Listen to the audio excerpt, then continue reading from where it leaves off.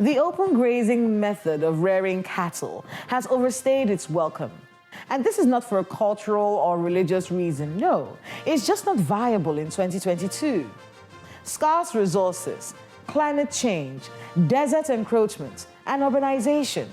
These are today's realities. So of course, herders who practice open grazing will clash with farmers. The bigger issue is, why did the Nigerian government wait till it became a problem to act? We knew this problem was coming. The signs were everywhere. Why do things have to get out of hand before we start to react? Well, better late than never. The Buhari administration came up with the National Livestock Transformation Plan in 2019. And my guest on the program, who's an animal scientist and the registrar of the Nigerian Institute of Animal Science, Professor Eustace Yayi, believes if this plan is properly implemented, we might see an end to the farmer-herder conflict soon. He also shed light on a lot of livestock issues that the government will do well to look into. Our feature story looks at open grazing in the nation's capital, especially on the roads and highways in the city center. A situation many residents have frowned upon, considering how much land has been earmarked for grazing reserves in the FCT, over 33,000 hectares. And on our Abuja wrap, we update you on major stories this week from Nigeria's presidency. Ladies and gentlemen, this is Dateline Abuja.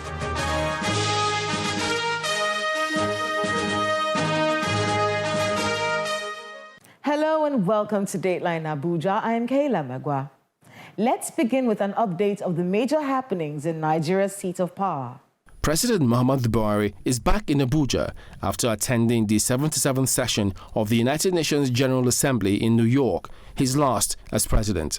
The presidential aircraft conveying the president, his wife, Mrs. Aisha Buhari, and some members of his entourage took off from JF Kennedy Airport on Sunday and landed at the presidential wing of Nnamdi Azikiwe International Airport, Abuja, on Monday morning.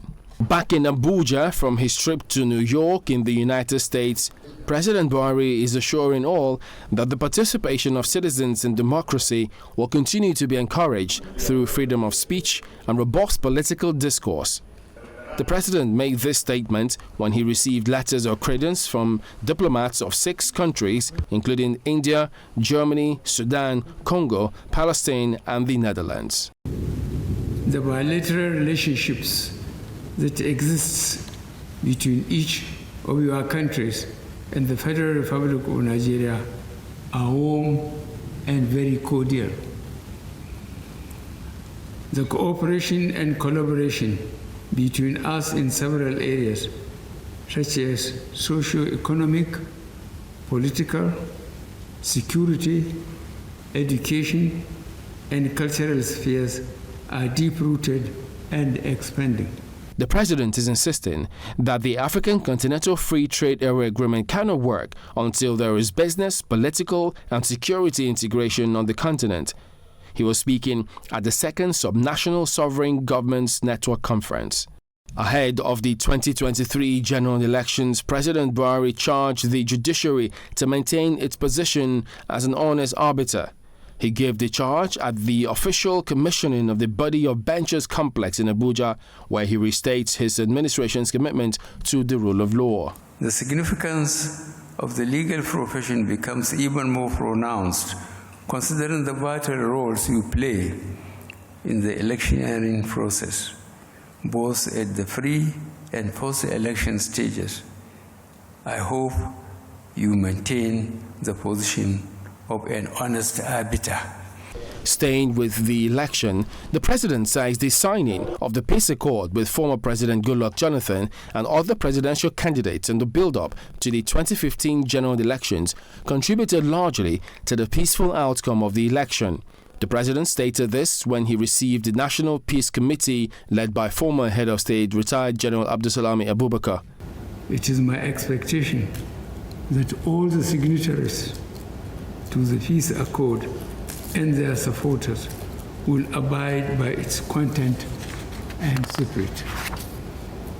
I therefore urge all stakeholders to conduct themselves in a manner that will ensure the successful conduct of the general elections in 2023, as well as smooth transition from one democratically elected government to another. Meanwhile, the president has inaugurated the National Council on Climate Change, charging them to formulate appropriate policies towards achieving green growth and sustainable economic development for Nigeria. The inauguration was preceded by the weekly Federal Executive Council meeting, which was presided over by the president. The council approved the sum of 580.5 million naira for the purchase of 4 armored vehicles for use by the National Drug Law Enforcement Agency. All these successes being recorded, it is only logical that the criminals and criminal syndicate are now devising means inclusive of an attack on the personnel of the NDLEA. So it is with that in mind that a memo is presented seeking approval of the Council for the procurement of armored vehicle for the agency. The Vice President, Professor Yemi Osinbajo, received an award of excellence for the role he has played in the MSME sectors from the Made in Nigeria Group. Vice President Professor Yemi Osinbajo has called on Nigeria's elites to be prepared to make sacrifices for the sake of the country's unity. Professor Osinbajo made the submission at the public lecture in Abuja held as part of activities to mark the 62nd anniversary of Nigeria's independence. We want a united country, but we're not prepared to make the sacrifice that is required. So the moment I become a minister or PAMSEC or director, or the moment I become a member of the House of Representatives or a senator, I believe that I have certain rights and privileges and I must maximize them. In maximizing them, I jeopardize the basis for national unity. Equal opportunities for all. Vice President Professor Yemi Osinbajo has commissioned the new Secretariat of the Nigerian Governors Forum. The Secretariat was commissioned in the presence of governors and former governors who once headed the forum. Professor Yemi Osinbajo is committed to ensuring that all targets set by the federal government within the micro, small and medium enterprise space are met. The special advisor to the Vice President on Small and Medium Enterprises in Nigeria, Mr. Tola Johnson, stated this after Professor Osinbajo met with some MSME partners in the State House. All targets that we have set as a government within the MSME space must be met, so that as this administration is winding down, we are preparing to leave good notes, for good notes and recommendations for the incoming administration. So basically, from now we are going to have more commissioning of shared facilities and MSME clinics. The states that we have not been to, we've been to 30, and he's been to 30 states. So there are about 6 more states. So those states is still going to go to those states. Outstanding shared facilities that have not been commissioned will be commissioned. Some states have come to ask for one-stop shops. We'll try and help with that. We want to do as best as we can to ensure that we leave this space, that we achieve most of our targets before the administration winds down.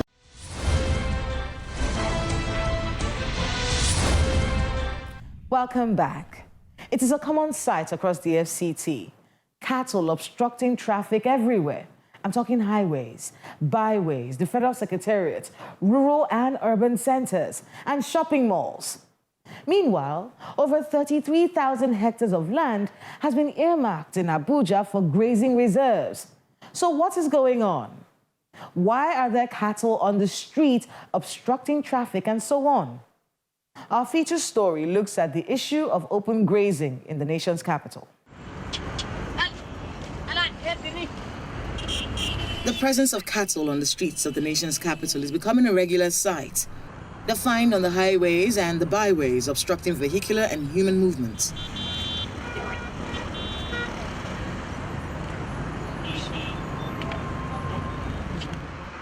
Although the Federal Capital Territory has not experienced any clash between farmers and herders, residents are contending with the presence of cows on the streets.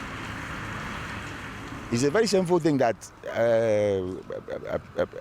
a country like Nigeria will allow cattle to be defecating on coal-tar roads.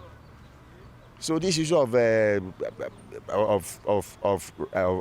ranch establishment or preparing a grazing ground for them should be seriously looked into. And the Minister of Federal Capital Territory should also think fast. Abuja should be a pride. It should be a clean place. Not a place where you walk on the street and you be jumping cow waste on the road. Yes? All this cow you are seeing around belongs to the bourgeois, belongs to the big men. So since it belongs to the big men, what are we going to do? But the people that are busy hawking all around, they don't belong to anybody. They do not belong to anybody. That is why, you see. So me, for that, I don't even support all these caturara or anything. So if they have anything to do, they should do, but they should not be beating around the bush. Cattle grazing is restricted to the satellite towns. They're not allowed in the federal capital city. However, residents continue to experience the menace on their way to work and in their neighborhoods. The Abuja Environmental Protection Board is charged with the responsibility of ensuring that the cattle are not allowed into any of the districts within the federal capital city. But that has not yielded much result. We have reduced them to an appreciable level. So, if we had not been arresting them, you cannot even drive your car in the FCT. There are so many of them, more than hundreds of thousands of Fulanis in the FCT. But because we've been arresting them, prosecuting them, that's why you see the number has gone down drastically. And we are continuing. We can't finish the whole battle in one day. But gradually they will leave. And grazing within the city is not allowed. It's restricted. They should go to where they are allowed to do, outskirts of the city. They should not come to the express and graze. What will they even? There is not even food at the express. Roads have been constructed. They are only destroying our flowers and defecating on the road.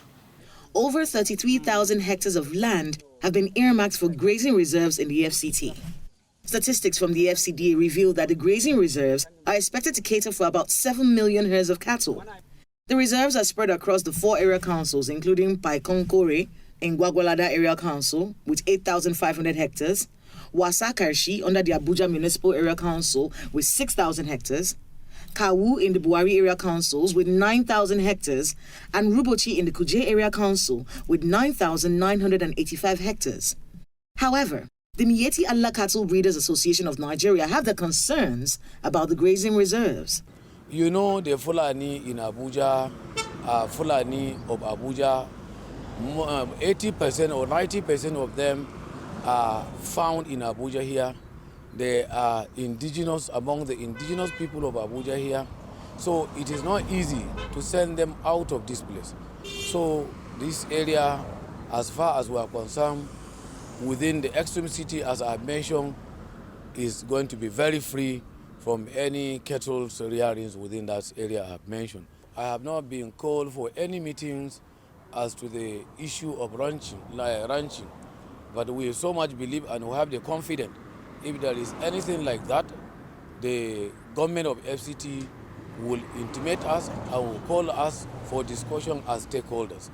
The FCT administration says it has entered into discussions with investors and development partners on the establishment of value chain ventures in the livestock subsector, so as to develop needed infrastructure for the development of the grazing reserves. You know, we are still preparing their grazing reserve.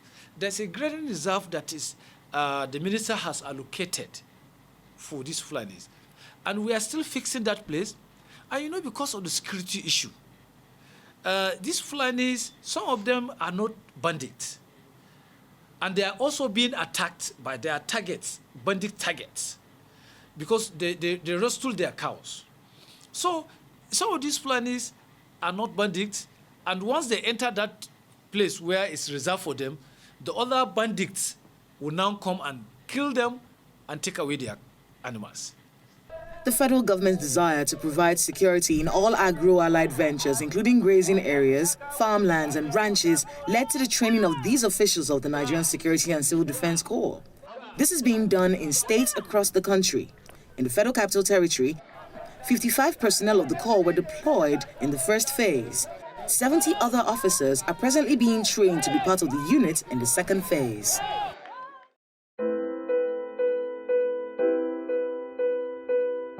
My guest on the program is Professor Eustace Iyayi, an animal scientist and the registrar of the Nigerian Institute of Animal Science. He breaks down what has caused the conflict between farmers and herders, the viability of open grazing in 2022, and what the Institute is doing to ensure modern pastoral methods are adopted by herders.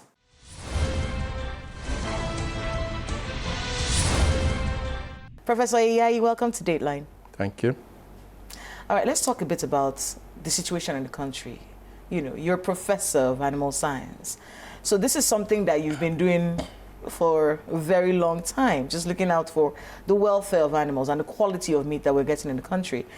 I want to get your view on this farmer-herder crisis. I get the feeling that this is something that we should have planned for. It was only natural that this was going to happen. There was going to be desert encroachment, there was going to be urbanization. It was only natural that there will be a tussle for scarce resources. Why did we let it get this bad? What's your thinking on this? Well, you're right. It's something we should have actually thought of very deeply before now, because if you look at population has also increased since the 60s, and land is fixed. It's a fixed resource. You can, the land borders of Nigeria cannot be extended, but social amenities have to be provided. So this thing was bound to happen. And as a nation, I think it speaks volume of how we need to be very proactive about certain things. It's not as if measures were not put in place over time, but I think the enforcement of those measures actually is what we'll be talking about. They were lax. Cow production is not a cultural thing. Every nation of the world produces one type of animal or the other that is of economic value to it. It's a business. Yeah, it's a business. Even if you put some cultural affiliation to it, at the end of the day, money goes in and money comes out. That's it. You don't put in money and say, okay, it's a cultural thing, and just give out the animals, or you let the animals just go like that. So you put in money and money comes out. So well, however you look at it, it's business. And I'm an animal scientist. That's the way I look at it. When I look at an animal on the road, I don't see it as a nuisance. I don't see it as something that is not desirable. I see a cow, for example, a goat, a chicken. I see it as a complete package of very valuable resource in terms of, product for human consumption. And a very lucrative business. A very lucrative business. In fact, many people don't know this, but there's so many of us absolutely who invest in cattle rearing, in animal husbandry. Let's talk a bit about open grazing. It's a lot of Nigerians really, when they see, especially in the nation's capital, when they see cows, at Federal Secretariat or, at the 3-arm zone, or they see cows roaming, they get really upset, Mm-hmm. But the idea of open grazing, is it viable in 2021 for us to be rearing cattle in this way? Well, we are beginning to see that it's not viable the way it's been done. And therefore there is need to put our heads together and see how best to do it. So from the standpoint of a professor of animal science, yes, what's wrong right now with open grazing? Well, I would rather want to say what we should do right to solve the problem. Well, what is the problem? Yeah, the problem is, of course, what we see is that there have been clashes, there have been conflicts, and all because there is competition for resources, desert encroachment. The rivers are drying up, and land is becoming reduced in terms of availability. And so there is a point we have got to now where the farmers and the herders are struggling for the little that is available. So there has to be a dichotomy. There has to be put in place models by which, the animals can still be contained in certain places we call ranches. But when you do ranching, when I hear people talk about ranching, it's really also not as simple as people think it is. Ranching is a solution. It has to be properly planned and implemented and executed in a way that it will not also be a problem in an effort to find a solution to a challenge. So as a scientist, as an animal scientist, that's the point we are talking about. If we want to do ranching, we need to do very serious planning, because you just don't take a parcel of land, you say, okay, you put animals there. You need to know the carrying capacity of the land in terms of production of pasture for the animals, because at the end of the day, that is what is important. Feed for the animals, water for the animals, especially the dairy animals that produce milk. 70% of the cost of production of animals goes into feeding. So we need to tackle that. So if you want to construct a ranch, how much of pasture is, say, a 5,000 hectare of land is going to produce? Because if you do it properly, for example, 5,000 hectares can support about 2 to 3 million cows per annum. And when you're talking about ranching, you're talking as private ranches. So someone who owns cattle should be responsible for getting that ranch. Is that where you're coming from? Because that's part of the argument, isn't it? The argument that, governments, some state governments want to get a piece of land and then give it as ranches, and then people from those states are not very favorable to the idea. Do you have a thought process on how ranching should be done? Should it be strictly private? It can be private, it can be PPP, it can be any form of model that you want to put. Government can be involved. But the terms have to be defined. Is government providing the land? Is it going to give start-off interventions in terms of provision of certain amenities? Because in the real sense of it, putting up a ranch is very, very expensive. It's quite expensive. So we need to know, okay, what is the side of government in it? What is the side of the private individuals in it? After all, if you even look at it, government subsidizes things like, fertilizer for crop production in times of needs. So would there be subsidies for ranch owners? That's what I'm saying. If it is, you see, a comprehensive solution needs to be worked out. But as to whether this is the way we should go, I think we are all coming to agree on that, that we should. But the president currently, recently set up the National Livestock Transformation Plan, which is all part of the efforts to solve this problem. So we are hopeful that very soon this problem will be over. Professor Ayayi, thank you so much for being with us on Dateline. Thank you. My pleasure. Thanks to my guest and to everyone who spoke to us today on the program. Cattle rearing is a business, a very lucrative one. And just like other businesses, it should respect the fact that others exist. Your rights end where someone else's begin. This is the line that is being crossed. While the government reacts to these conflicts and Nigerians get more divided on ethnic and religious lines, there's an actual livestock business that is failing and impacting negatively on the meat we eat. Is the Nigerian Institute of Animal Science doing enough to educate herders on modern pastoral methods? What are long-term solutions to the farmer-herder conflict in Nigeria? And how do we get these cows off the streets of Abuja? Let us know using the social media handles showing right now on your screen. Please keep us updated on the happenings in your neighborhood. Thank you so much for watching.